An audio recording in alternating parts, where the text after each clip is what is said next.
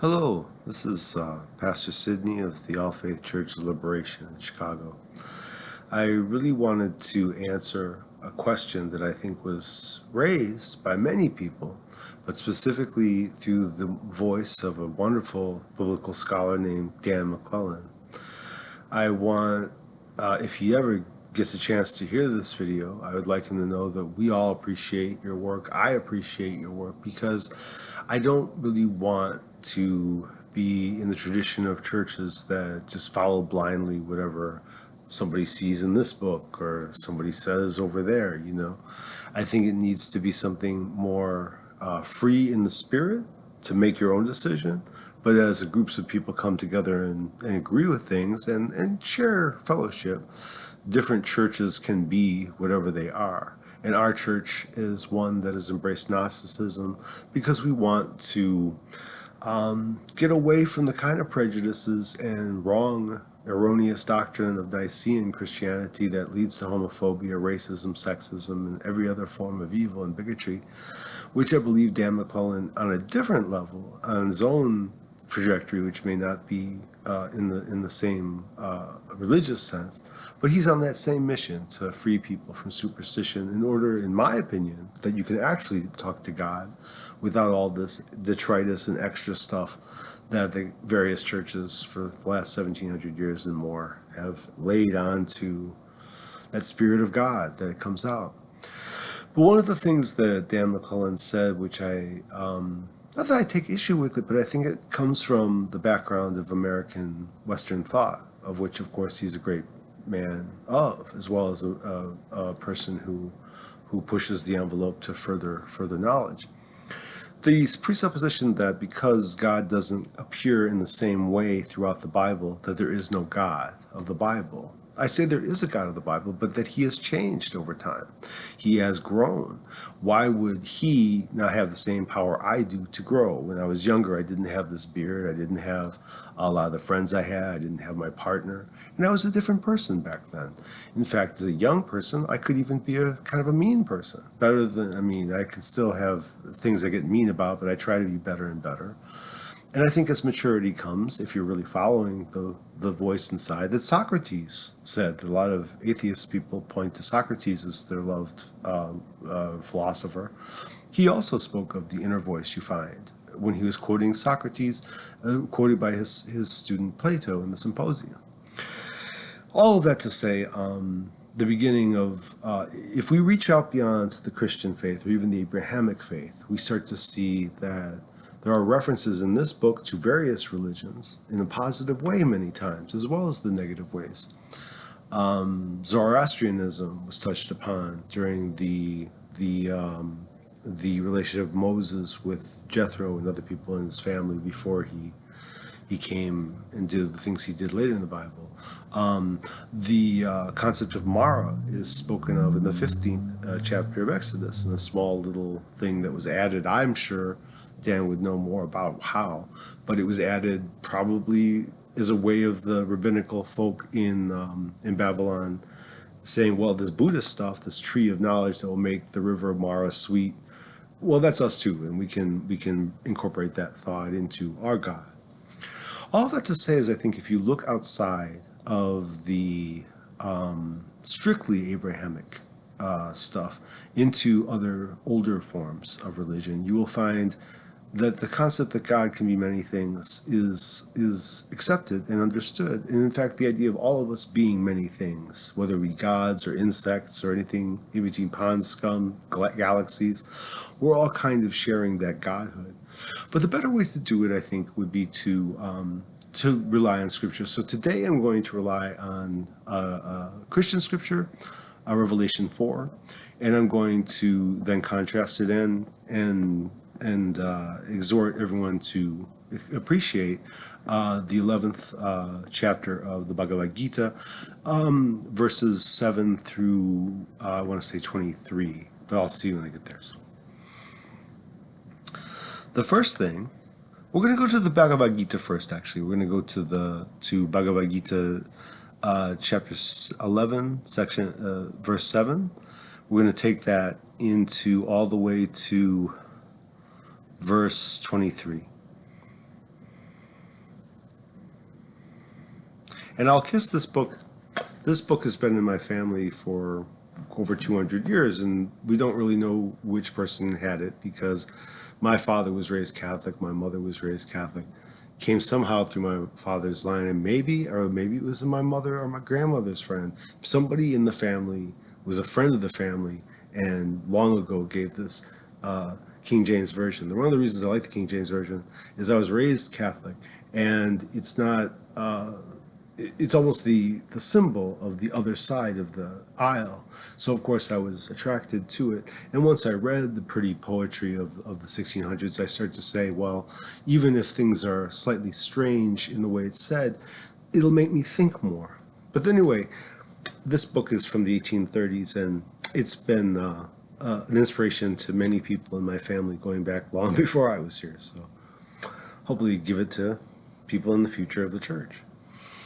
But I'm going to hold it because I think it's a mother book. I think Minister Farrakhan is among the many people who have said that all books, all scripture are one, and that's the mother book. So I'm holding the mother book, and I'm reading the Bhagavad-Gita. Here it is. Bhagavad-Gita, chapter 11, 7 through 23. Behold now, Arjuna, the entire universe, with everything moving and non-moving, assembled together in my universal form. Whatever else you wish to see, observe it all within this universal form. But you cannot see my cosmic form with these physical eyes of yours. Therefore I grant you divine vision. Behold my majestic opulence.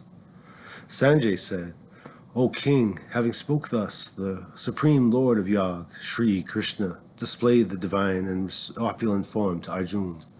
In that cosmic form, Arjuna saw unlimited faces and eyes, decorated with many celestial ornaments and wielding many kinds of divine weapons. He wore many garlands on his body and anointed with many sweet-smelling heavenly fragrances. He revealed himself as the wonderful and infinite Lord whose face is everywhere. If 1,000 suns were to blaze forth together in the sky, they would not match the splendor of that great form.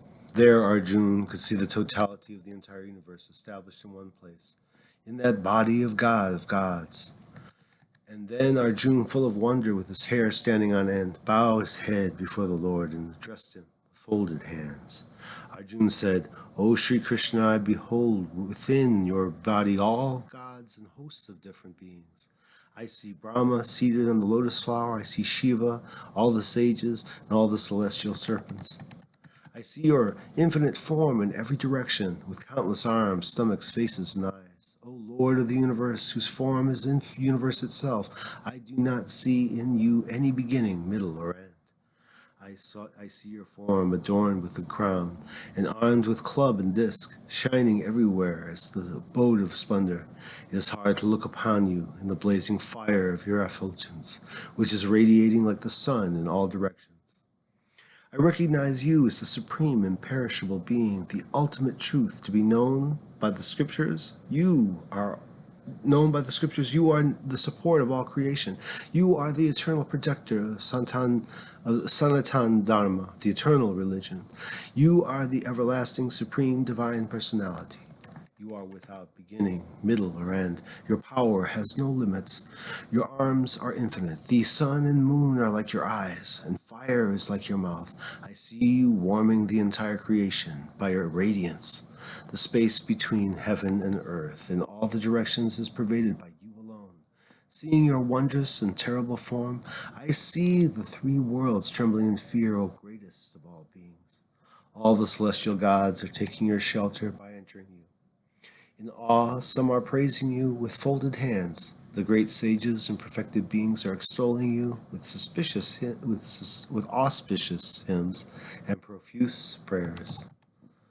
The Rudras, Adityas, Vasus, Sadyas, Vishvavedas, Ashwini Kamars, Maruts, ancestors, Gandharvas, Yokshas, Asuras, and Siddhas are all beholding you in wonder.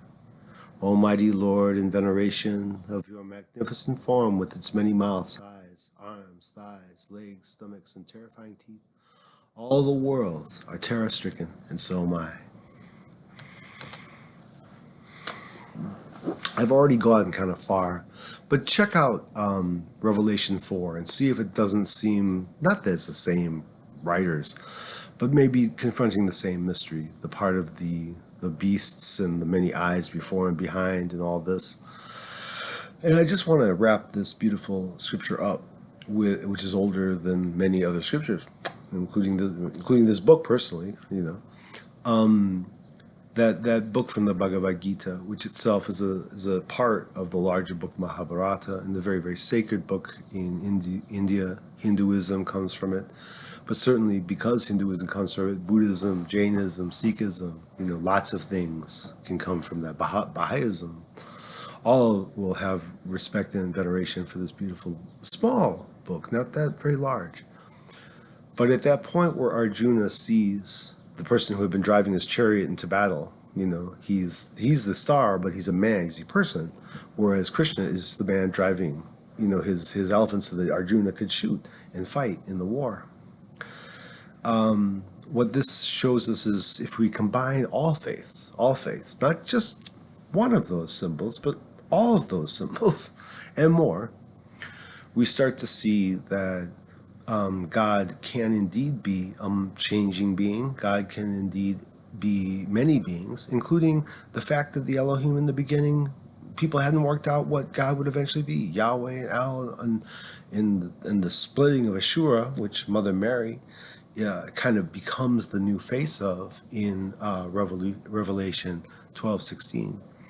At least when we say that the earth swallowed the flood and saved the woman, that was the earth, the old earth, Ashura, which my wife taught me about. She's a Jewish lady who, during her journey, she would talk about how she was lapsed in more than one religion because various religions she's been, but paganism is a part of her thought, mother-based thought.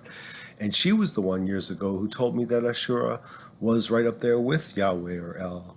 I know Dan McClellan has also done much scholarship on that, and many of his friends and comrades have joined him. So if that can answer a thing to think about in general, do we have to make our God permanent and small, say he means this, he's all good, or he's all light, or he's all darkness, or whatever we would say? In fact, God is the infinite and unknowably brilliant everything, and then a little more than everything, because he's more than everything. And therefore can appear many different ways, from a young warrior God in the Bible, an old wise person in the Bible, Sophia wisdom, the spirit of wisdom. And one more note, people have fights over Unitarian and Trinitarian, polytheism, monotheism, atheism. Isn't it true that really the insight of God, the insight of light, can be in all forms of us, no matter what language we speak or what form of thought we follow? That's really the Buddhist insight, joining in all this other stuff. The idea that God indeed can change and does change just as we can change. If we don't do it, then there's no point in reading this book or the Bhagavad-Gita or anything, because there's no point in letting a journey happen. We should just know everything right there and be done with it. That's the formula for fascism. That's what we're in now. One of the reasons I'm hoping that a scholarship as well as inspired reading and writing of Scripture can get us out of the mess that we're in. So hope that Sunday reading helps you. And if we can continue this conversation, all the people of the world, I think we're going to get out of this really well, because we've got every religion in the world. The idea of Trinity is their way of wrestling to the many Elohim, the host, the infinite amount of goddess and gods, and then try to make it one. It's actually a math that's not complete yet, but we're pledging to do that math. That math is called theometry. We're going to do more with it and let you know what we do. Hopefully everybody out there is doing their own thing too. God bless you all, and have a wonderful Sunday.